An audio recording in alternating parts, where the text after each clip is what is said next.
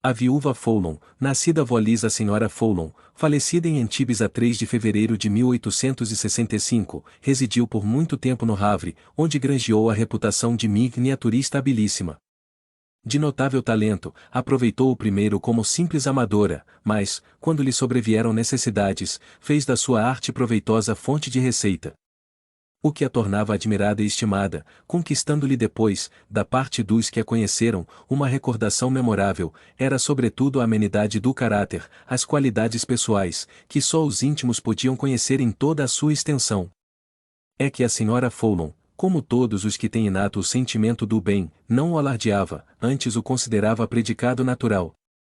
Se houve pessoa sobre a qual o egoísmo não tenha tido ascendente, tal, sem dúvida, foi ela. Nunca, talvez, o sentimento da abnegação pessoal foi tão ampliado, pronta como estava sempre a sacrificar-lhe o repouso, a saúde e os interesses em proveito dos necessitados. Pode dizer-se que a sua vida foi uma longa série de sacrifícios, como também de rudes provações desde a mocidade, sem que a coragem e a resignação, a despeito delas, jamais lhe faltassem. Mas eis que a sua vista, cansada por meticuloso trabalho, extinguia-se dia a dia, a ponto de, com algum tempo mais, resultar em completa cegueira. Foi então que o conhecimento da doutrina espírita se lhe tornou em oceano de luz, rasgando-lhe como que espesso véu para deixar-lhe entrever alguma coisa não totalmente desconhecida, mas da qual possuía apenas uma vaga intuição. Estudou-a com afinco, mas ao mesmo tempo com o critério de apreciação própria das pessoas, tal qual ela, dotadas de uma alta inteligência. Fora preciso avaliar todas as incertezas, todas as dúvidas da sua existência, provenientes não dela, mas dos parentes, para julgar das consolações que auriu na sublime revelação, e que lhe deram a fé inquebrantável do futuro, a consciência da nulidade das coisas terrenas. Também a sua morte foi digna da vida que teve. Sem a mínima apreensão angustiosa, viu-a aproximar-se como libertação que lhe era das cadeias terrestres, ao mesmo tempo que lhe abria as portas da vida espiritual, com a qual se identificara no estudo do Espiritismo. E morreu calmamente, convicta de haver completado a missão que aceitara ao encarnar, pois cumprirá escrupulosamente os deveres de esposa e mãe de família, e assim como durante a vida declinara de todo e qualquer ressentimento em relação àqueles de quem porventura pudera queixar-se por ingratos, e assim como sempre trocara o bem pelo mal, assim também desencarnou, perdoando-lhes, implorando para eles a bondade e a justiça divinas. Desencarnou, finalmente, com a serenidade decorrente de uma consciência ilibada, e a convicção de que nem por isso se afastaria mais dos filhos, uma vez que poderia estar com eles em espírito, aconselhá-los e protegê-los, fosse qual fosse o ponto do globo em que se achassem. Logo que soubemos do trespasse da senhora Foulon, tivemos por primeiro cuidado de evocá-la. As relações de amizade e simpatia, que a doutrina estabelecera entre nós, explicam algumas das suas frases e justificam a familiaridade de linguagem. Paris, 6 de fevereiro de 1865, 3 dias após o decesso. Tendo como certo que havíeis de evocar-me logo após o desprendimento, prontificava-me para corresponder-vos, visto não ter experimentado qualquer perturbação. Esta só existe para os seres envoltos e submersos nas trevas do seu próprio espírito. Pois bem, meu amigo, considero-me feliz agora, e estes míseros olhos que se enfraqueceram a ponto de me não deixarem mais que a recordação de coloridos prismas da juventude, de esplendor cintilante, e estes olhos, digo, abriram-se aqui para rever horizontes esplêndidos, idealizados em vagas reproduções por alguns dos vossos geniais artistas, mas cuja exuberância majestática, severa e conseguintemente grandiosa, tem o cunho da mais completa realidade. Não há mais de 3 dias que desencarnei e sinto que sou artista, vaz. Minhas aspirações, atinentes ao ideal do belo artístico, mas não eram que a intuição de faculdades adquiridas em anteriores existências e na última encarnação desenvolvidas. Mas quanto trabalho para reproduzir uma obra-prima, digna da grandiosa cena que se antolha ao espírito chegado às regiões da luz. Pincéis. Pincéis e eu provarei ao mundo que a arte espírita é o complemento da arte pagã, da arte cristã que periclita, cabendo somente ao espiritismo a glória de revivê-la com todo o esplendor sobre vosso mundo deserdado. Isto é o bastante para a artista, e agora, a amiga, e por que vos incomodar assim, minha boa amiga, se refere-se à senhora Allan Kardec, com o motivo da minha morte. Vós, principalmente, vós que conheceis as decepções e amarguras da minha existência devereis antes regozijar-vos em sabendo que não mais bebo na taça amarga das dores terrenas, taça esgotada até as fezes. Crede-me, os mortos são mais felizes que os vivos e pranteá-los é duvidar das verdades espíritas. Tornareis a ver-me, ficai certa. Se parti primeiro é porque finda estava a tarefa, que aliás cada qual tem na terra.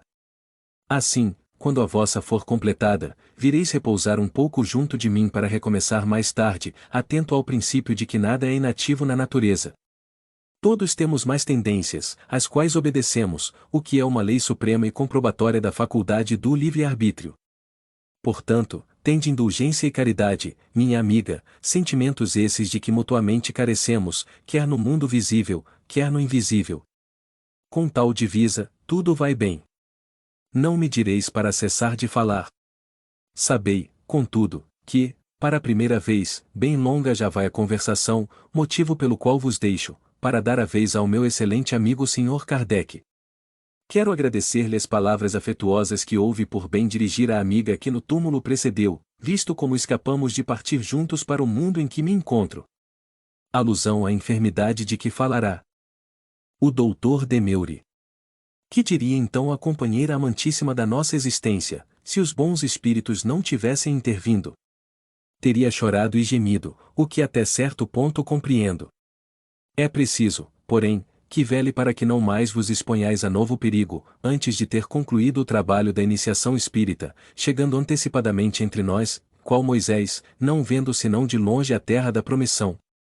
É uma amiga que vô-lo diz, acautelai-vos. Agora parto para junto dos meus queridos filhos, depois do que irei ver, além-mar, se a minha ovelha viajora portou a terra ou permanece à mercê das tempestades. Refere-se a uma das filhas que residia na América. Oxalá a protejam os bons espíritos, aos quais para o mesmo fim vou reunir-me. Voltarei a conversar convosco, pois não vos esqueçais de que sou uma conversadora infatigável. Até breve, bons e caros amigos, ou até logo. Viúva Fowlon II, 8 de fevereiro de 1865. P. Cara Senhora Fowlon, considero-me satisfeito com a comunicação de há dias, na qual prometestes continuar a nossa conversação. Crede que vos reconheci logo, por falardes de coisas desconhecidas do médium e muito próprias do vosso espírito. A linguagem afetuosa para conosco é, seguramente, de uma alma amorosa como a vossa, conquanto notássemos nas palavras uma firmeza, uma segurança, uma pronúncia até então desconhecida em vós. Lembrai-vos certamente que neste sentido eu me permiti fazer-vos mais de uma advertência, em certas e determinadas circunstâncias. R. É verdade, sim, porém, desde que enfermei gravemente, tratei de readquirir a firmeza de espírito, abalada pelos desgostos e vicissitudes que tantas vezes me fizeram tímida na terra. Eu disse para comigo, pois que és espírita, esquece a terra, prepara-te para a transformação do teu ser e vê, pelo pensamento, a trilha luminosa que espera a tua alma após o desenlace, e pela qual deverás libertar-te, desembaraçada e feliz, às esferas celestes, onde, de futuro, irás habitar. Dir-me-eis talvez que era um tanto presunçosa em contar com a perfeita felicidade, uma vez desencarnada, mas o fato é que eu sofrerá tanto, que deveria expiar as faltas não só da última, como das anteriores encarnações. Essa intuição não me iludia e foi ela quem me deu a coragem, a calma e a firmeza dos últimos momentos. Pois bem, essa firmeza cresceu de pronto quando, após a libertação, vi as esperanças realizadas. P. Descrevei-nos agora a transição, o despertar e as primeiras impressões que aí recebestes. R. Eu sofri, mas o espírito sobrepujou o sofrimento material que o desprendimento em si lhe acordava. Depois do último alento, encontrei-me como que em desmaio, sem consciência do meu estado, não pensando em coisa alguma, numa vaga sonolência que não era bem o sono do corpo nem o despertar da alma. Nesse estado fiquei longo tempo, e depois, como se saísse de prolongada síncope, lentamente despertei no meio de irmãos que não conhecia. Eles prodigalizavam-me cuidados e carícias, ao mesmo tempo que me mostravam no espaço um ponto algo semelhante a uma estrela, dizendo, vê para ali que vais conosco, pois já não pertences mais à terra. Então, recordei-me, e, apoiada sobre eles, formando um grupo gracioso que se lança para as esferas desconhecidas, mas na certeza de aí achar a felicidade, subimos, subimos, à proporção que a estrela se engrandecia. Era um mundo feliz, um centro superior no qual a vossa amiga vai repousar. Quando digo repouso, quero referir-me às fadigas corporais que amarguei, às contingências da vida terrestre, não à indolência do espírito, pois que este tem na atividade uma fonte de gozos. P. Então deixastes a terra definitivamente? Rua deixo nela muitos entes queridos, para que possa separar-me definitivamente. A ela virei, portanto, em espírito, incumbida como estou de uma missão junto de meus filhinhos. De sobejo sabeis que nenhum obstáculo se opõe à vinda à terra, à visita, em suma, dos espíritos que demoram em mundos superiores. P. A vossa posição de agora poderia de algum modo diminuir ou enfraquecer as relações com os que aqui deixastes? R. Não, meu amigo, o amor aproxima as almas. Ficais certo de que na terra podeis estar mais próximos dos que atingiram a perfeição, do que daqueles que por sua inferioridade e egoísmo gravitam ao redor da esfera terrestre. A caridade e o amor são dois motores de poderosa atração, a qual consolida e prolonga a união das almas, a despeito de distâncias e lugares. A distância só existe para os corpos materiais, nunca para os espíritos. P. Que ideia fazeis agora dos meus trabalhos sobre espiritismo? R. Parece-me que sois um missionário e que o fardo é pesado, mas também prevejo o fim da vossa missão e sei que o atingireis. Ajudar-vos-ei no que estiver ao meu alcance, com os meus conselhos de espírito, para que possais superar as dificuldades que vos serão suscitadas, animando-vos, enfim, a tomar medidas próprias para ativar, durante vossa vida, o movimento renovador que o espiritismo impulsiona. Demeure, o vosso amigo, unido ao Espírito de verdade, vos será mais útil ainda, porquanto é mais sábio e ponderado do que eu. Sei que a assistência dos bons espíritos vos fortalece e sustenta no vosso labor, e assim também vos asseguro o meu concurso sempre e em qualquer parte. P. De algumas das vossas palavras pode inferir-se que não prestareis muito ativa colaboração pessoal na propagação do espiritismo? R. Enganais-vos.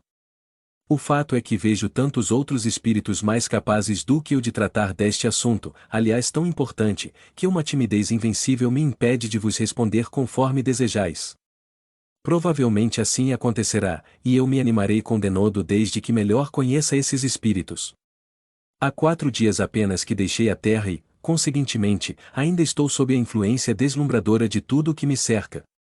Dar-se-á o caso de não me compreenderdes? Não encontro meios de exprimir as sensações novas que experimento. Esforçou-me a todo o transe para fugir à fascinação que sobre o meu ser exercem as maravilhas por ele admiradas. A única coisa que posso fazer é adorar e render graças a Deus nas suas obras. Mas essa impressão se desvanecerá e os espíritos asseguram-me que dentro em breve estarei acostumada a todas estas magnificências, de modo a poder tratar com lucidez espiritual de todas as questões concernentes à renovação da terra. A tal circunstância deveis juntar mais a de ter uma família a consolar. Adeus e até breve, caro mestre. A vossa boa amiga ama-vos e amará sempre, visto como a vós exclusivamente deve a única consolação duradoura e verdadeira que teve na terra. Viúva Foulon. Terceira, a comunicação seguinte foi destinada a seus filhos em data de 9 de fevereiro, de meus amantíssimos filhos, Deus retirou-me de junto de vós, mas a recompensa que se dignou conceder-me é bem maior que o pouco que fiz na terra. Resignai-vos, queridos filhos, às vontades do Onipotente e tirai, de tudo quanto vos permitiu receberdes, a força para suportar as provações da vida. Tende firme no coração a crença que tanto me facilitou a passagem para este mundo. Depois da morte, Deus, tal como já o havia feito na terra, deu sobre mim o manto da sua misericórdia infinita. A ele deveis agradecer os benefícios de que vos cumula. Abençoai-o, meus filhos, bendizei-o sempre, a todo instante. Não percais nunca de vista o que vos foi indicado, nem o caminho a trilhar. Meditai sobre a aplicação do tempo que Deus vos determinou na terra.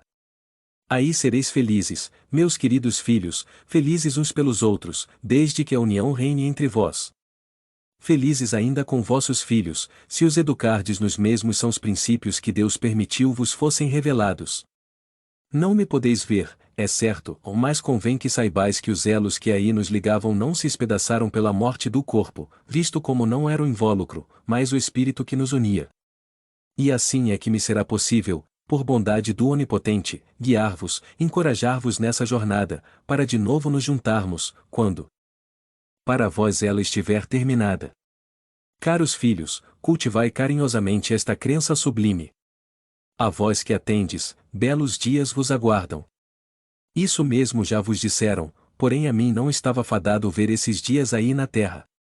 Será do alto, pois, que julgarei os belos tempos prometidos pelo Deus de bondade, de justiça e misericórdia. Não choreis, meus filhos. Possam estas comunicações fortalecer-vos na fé, no amor de Deus, esse Deus que tantos benefícios nos prodigalizou, que tantas e tantas vezes socorreu vossa mãe. Orai sempre, que a prece revigora. Conformai-vos com as prescrições por mim tão ardentemente seguidas, quando como vós encarnada. Voltarei, meus filhos, mas é preciso consolar a filha que de mim tanto precisa agora. Adeus, até breve. Eu vô-lo suplico por vós, crede na bondade divina. Até sempre. Viúva Foulon. Nota: todo espírito esclarecido e sério tirará, com facilidade, destas comunicações os ensinamentos que delas ressaltam. Nós apenas lhe chamaremos a atenção para os 2 pontos seguintes. O primeiro, a possibilidade, por este exemplo demonstrada, de não mais ser preciso encarnar na Terra e passar a um mundo superior, sem ficar separado dos seres afeiçoados que aqui deixamos. Assim, os que temem a reencarnação, em virtude das misérias terrenas, podem conjurá-la, trabalhando para o seu adiantamento. E assim procederá aquele que não quiser vegetar nas camadas inferiores, fazendo o possível por instruir-se, por trabalhar e graduar-se. O segundo ponto é a confirmação do fato de estarmos menos separados na morte do que na vida, dos seres que nesta nos foram caros. Retida pela enfermidade e pela idade numa pequena cidade do sul, a senhora Foulon apenas conservava junto de si apenas uma parte de sua família. Estando a maior parte dos filhos e dos amigos dispersos e afastados, obstáculos materiais impediam que os visse tantas vezes quantas porventura o desejaria. Para alguns, a distância dificultava a própria correspondência. Apenas desencarnada, a senhora Foulon, célere, corre para perto de cada um, percorre distâncias sem fadiga, rápida qual a eletricidade, e os vê e assiste às suas reuniões íntimas, protege-os e pode, servindo-se da mediunidade, entreter-se com eles a todo instante, como se viva na terra fora. E dizer-se que, há uma perspectiva tão consoladora, ainda há quem prefira a ideia de uma eterna separação. Este audiolivro representa uma contribuição para aquelas pessoas que necessitam, como é o caso dos deficientes visuais, os deficientes auditivos, pessoas acamadas que se encontram em hospitais e clínicas, e como forma de acesso e divulgação da doutrina espírita, para que todos lembrem-se de valorizar e reconhecer o trabalho do autor adquirindo suas obras. Por favor, não esqueça de deixar o seu like, inscreva em nosso canal e compartilhe, para que possamos melhorar e seguir publicando. A caridade é o caminho para a evolução. Muito obrigada, que a paz do nosso Mestre Jesus esteja com todos vocês e seus familiares.